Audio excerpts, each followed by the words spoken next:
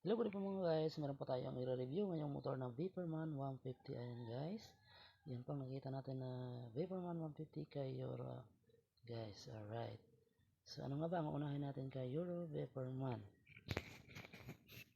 So ayan guys, unahin muna natin dito sa panel. Ayan, switch natin yung susi.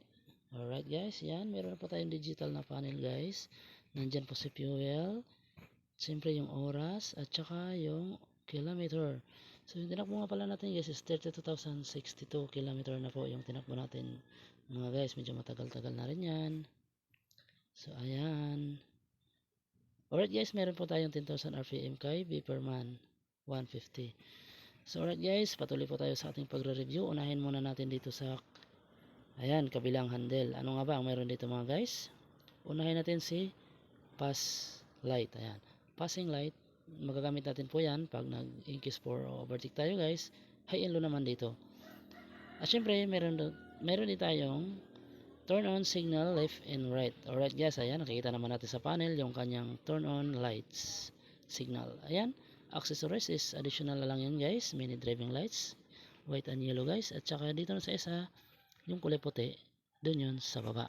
Ayan guys, yung dalawa na yan. So mamaya guys, ipapakita natin kung anong itsura ng mga ilaw na nandun sa baba. So dito sa kabila ulit mga guys, ayan, kill switch yan, pagpatay ng engine natin guys. Anong tawag dyan? Basta yun na yun. Dito naman yung push button ng start. Ayan, meron din po tayong master tank. Ayan, brake master. Original pa yan yung takip. Yung similar natin, yun din, sara na yan. Siyempre yung kabila, okay pa naman, active na active.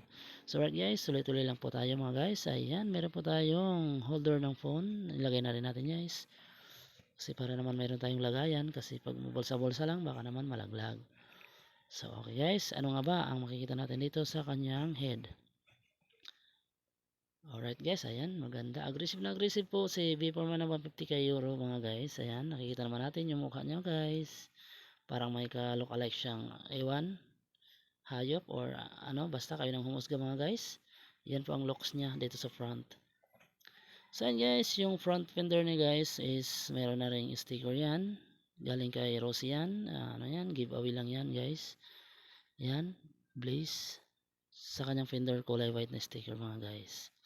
So guys, pababa tayo guys. Dito tayo sa iwan. Ayan, hindi ko alam kung horn or extension ng tapalodo ang ipinapakita natin guys. Yung mga wirings dyan guys, medyo iba-ibang kulay, pero wag kayong mag-alala guys, nasa tamang linya yan. No problems yan. Ayan, fog light kulay yellow, at saka dito naman tayo sa eagle eye is kulay white. Yan, mini driving lights, yellow and white, may blinker na rin yan. Mamaya guys, papakita natin kung paano siya mag-ilaw. Ayan, dito tayo sa kanyang tire guys, or mag sticker. Ayan, ikutan natin. Ang mag sticker is meron po tayong logo ni Vaporman na 150. Ayan. So balit guys, meron dito makikita tayong tutak na Honda. Huwag nyo intindihin yan guys. Ganun talaga mga Pinoy guys. Gusto magkaroon ng mga branded na motor. So dito naman tayo sa kanyang ano nga ba? Ayan, monoshock pala yung ipapakita natin guys. Tagal naman. Yung monoshock niya guys is kay ano na yan guys, kay Suzuki Raider 150. Pinalitan natin yan kasi original niya guys is matigas. Ayan, para naman bouncing natin is suabe. Dito naman tayo sa brake master tank. Ayan, pinalitan na rin natin yan. Kasi yung una nasira na yung doon sa baba, yung nagpa-pump. Ewan ko anong tawag doon. Pinalitan natin yan. Ayan, yung na yan. Pinalitan na natin yan guys. Yung unang issue niya is yan. Brake, yung bumubomba. Sa XRM na yan guys. Dito naman tayo kay caliper. Ayan, brake caliper is cooler read. Good na good pa rin yan. No problems about that. Is good na good. Kay disc brake, ganun din. Okay yan. Makapal pa. Yung brake pad, makapal pa din. Normal lang naman guys na magpalit tayo ng brake pad. Ganun talaga yan guys. Ayan, dito tayo kay tire. Size ng tire niya is, saan niya ba? Ayan, 120 70 by 17 yan guys. Original niyang nakabit guys. Kay Euro Vaporman is 110 100 by 17 ang original. Ayan, medyo matagal na nakapagpalit na tayo ng 120 70 by 17. Alright guys, tuloy-tuloy lang po tayo guys. Ano nga ba ang susunod natin ipapakita guys? Ayan, pre-wheeling yan guys. No problems, walang sabit yan. Good na good ang mga bearings natin yan guys. Ayan, tatak key RX. Dito naman tayo kay exhaust. Ayan. Yan, binutasan nga lang natin guys, pero medyo malakas naman ang kanyang hatak pag mga loaded tayo guys. Ayan, kasi yung motor natin is hindi lang service to guys. Pangkabuhayan natin yan. So alright guys. Dito naman po tayo sa kanyang kickstart. Ayan, good na good yan guys. Malambot yan. Ayan. Suwabing-suwabe yan. Smooth na smooth yan. Pag pinufold natin, ayan. So right guys, ginagamitan lang natin yan ng sekreto na use oil. Ganon din naman dito sa footrest guys. Mo try nga. Ayan. So ayan, suwabe-suwabe. One click fold. Ayan. Maganda yan guys. Malambot din yan kasi nakalaga din sa oil yung mga kanyang pin. Dito naman tayo po sa clutch cable mga guys. No problems yan. Hindi pa po tayo nakapagpalit yan sa loob ng 3 taon. Is good na good. Pumunta naman tayo dito kay spark plug. Ayan, hindi natin nakikita guys. Pailawan nga natin.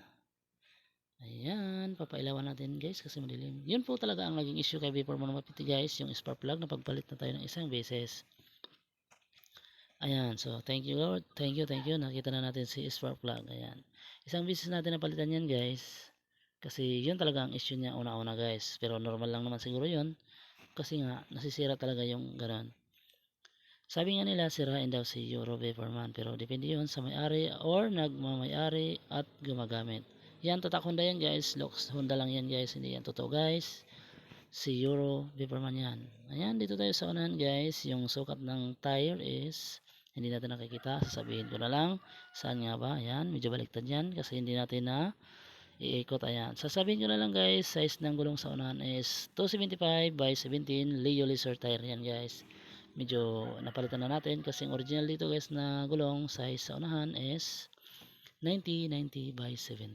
Ayan, inuulit ko po, original size ng tire sa front 90 by 17. Ayan, nakapagpalit nga lang tayo ng 275 by 17 na Leo Laser na tire.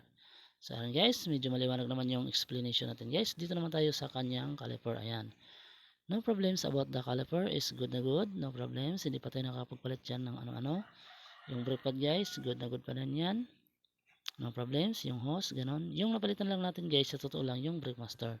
Yun talaga ang nagka-problema din sa kanya guys. Ayan, yung fog light natin, kulay yellow. Yung bracket natin ng ilaw guys, nilagay na lang natin yan. Pinasukatan natin yan sa ating mekaniko doon sa barangay na Kag-Olango. Ayan, si Kuya Bal, shout out sa Kuya Bal. Siya po ang gumawa niyan. Hindi nga tinatanggap yung bayad guys. Kasi nga okay lang daw yon kasi madali lang naman daw ginawa niya, binutasan lang niya, pero nakasukat naman yan guys. Pag bigay ko sa kanya, nakasukat na yan, kanya sinunod na lang yung sukat na pagbutas. Ayan guys, dito naman po tayo sa wirings guys. Sorry, naputol yan kanina pag washing ko guys, pero don't worry or no problems yan guys, madali lang naman yan ayusin. Kahit nga dumikit yan sa plastic guys, no problems, hindi naman magaground yan kasi plastic nga. Gaya ng sinabi ko kanina, no problems, is plastic is plastic, hindi yan spark. Ayan, dito naman tayo sa saan. Yan guys, patay muna natin yung panel. Dito tayo buksan natin sa lalim kasi hindi ko pa napapakita sa inyo ang U-box. Ay, wala nga palang U-box to mga guys. Ayan, tanke muna tayo guys. Ayan, may 7 liters capacity yata ito or more than, kasi hindi ko pa naman nakakargahan yan kasi guys wala tayong pera na pampuno dyan, charot. Dito yung lagayan ng kanyang mga gamit, konti lang talaga guys yung space dito guys. Yan, battery dyan, dito naman is tanke na, walang U-box yan. Ayan guys, nakikita natin yung accessories dyan na nakakabit. Yan po yung gauge ng kanyang fuel, makikita natin kung empty or full. Yan lang ang palatandaan natin guys kasi gumagana pa naman yan, no problems. Masara natin guys, baka mawala yung mga natin dyan, joke. Dumapo naman po tayo dito guys sa kanyang signal light. Ayan, dito tayo sa bandang hulihan. Ayan, park light, stop light, signal light. So nandiyan lahat yan sa loob guys, kasama-sama na sila. So ano pa nga ba yung titingnan natin kay Vaporman? Ayan, dito tayo sa sprocket at saka sa chin. Yung chin niya pala natin guys, yung tatak niyan is Sun. Di ko lang alam kung branded yan, basta sila na ang may alam dun, mga mekaniko. Sabi nila okay naman daw yan, walang problema yan, maganda rin yan. Dito naman tayo guys, sprocket guys, medyo may kaliitan niya lang, medyo mabigat. Alam niyo naman, pag maliit is mabigat. Alam niyo ba guys, ang sprocket ko nasa 3060. Ayan, medyo malaki yan guys. Papalitan natin yan ng 40 kasi yung dating sprocket natin is 38. Yung gulo natin is 190 by 17. Ngayon is nasa 120 70 by 17 tayo guys. Mabigat yan kasi maliit 36 lang. Papalitan natin yan ng 40T. Ayan. Engine sprocket niya guys, good pa naman yan. Check natin yan, yung engine sprocket. Okay, okay. Hindi pa yan wala pang masyadong bawas yung ipin niya. Hindi pa makapal pa naman. Dito naman po tayo sa ano nga ba? Bilisan mo naman. Ano ba? Ayan, stand niya pala. Sinususpense mo pa. Stand lang naman pala.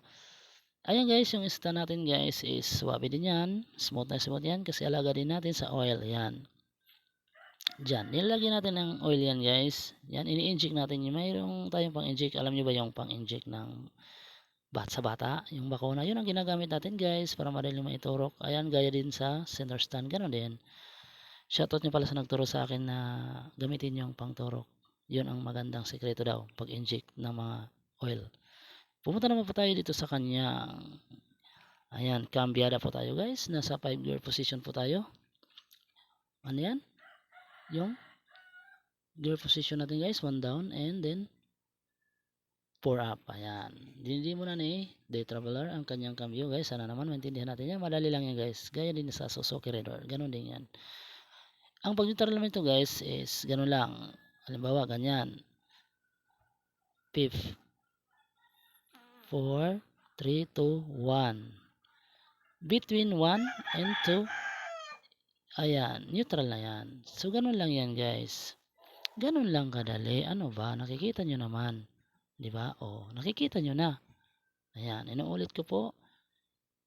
1 and 2, between 1 and 2 is neutral na yan. So, napakadali lang naman sundan yung mga cambio ni Euro Vipermana 150. Ayan guys. So, ano pa nga ba yung gagawin natin dito mga guys? Siguro naman guys, yung mga ilaw na yata ang isusunod natin ipapakita. Hindi ko lang alam kasi ikot ng ikot pa si camera natin. So ayan guys, na signal pala. Yan. Pink bulb na po yan. Ang kinabit natin, pinalitan na natin yung original niya is ordinary light. Ayan, ganun din sa kabila. Nasa pink bulb na yan. Kasi nakapagpalit na tayo. Hindi naman sira yun. Pinalitan lang talaga natin guys. Ganun talaga mga Pinoy. Hindi na ako kontento. Hindi, joke lang. Joke lang mga guys. Ano pa nga ba? Dito po tayo sa ano nga ba? Bilisan mo naman. Ayan. Dito tayo sa kulay yellow na fog light at saka dito sa eagle lights. Meron din tayong eagle na parang ilaw na malaki-laki konti dito sa mini driving lights. Ayan. Patayin natin. Patayin mo yung yellow para makapag-low ka. Ayan. Pwede rin yung baba lang. Pwede sabay mo yan kapag gusto mo ng high. Lahat na yan bubuksan mo. Ayan. Dito naman po tayo sa passing light. Ayan. Yung passing light natin guys. Active na active yan guys. No problems yan. Alaga din yan. Dito naman po tayo sa mini mo. Ayan, ang tagal ni Kuya buksan yung mini mo. Mini driving lights is kulay yellow yung high. Kulay white naman yung low. Ayan. Mayroon po tayong blink yan. Tika lang. Yellow muna. Biblink na yan. Ayan. White and yellow ang blinker niya guys. So ayan lang guys. Pero bawal na bawal po kay LTO yan guys. Siguro alam naman natin.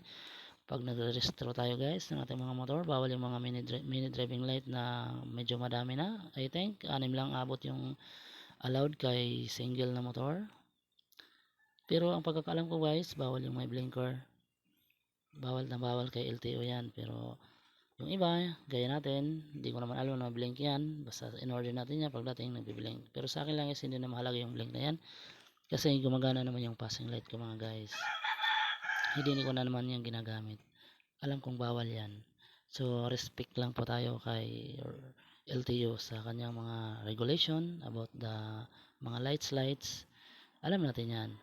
Kapag nahuli tayo, wala nang maraming tanong-tanong, shut down ka na. Pasok ka na. Wala nang tanong-tanong. Alam mo na, ginawa mo pa. Ayun lang guys, yung advice ko sa mga mahilig magkamit ng mga kagaya ko ng mga mini driving lights. Alam naman natin ang capacity, kung ilan lang, at saka kung ano ang nararapat lang. Alam mo naman, pagka nandyan si Sir LTO, respect mo na lang, sundin mo na lang sila guys, kung anong kanilang mga bawal. So shoutout pa lang sa lahat ng mga motorista natin guys, na mahilig din sa mga minerals. Thank you, bye bye, God bless.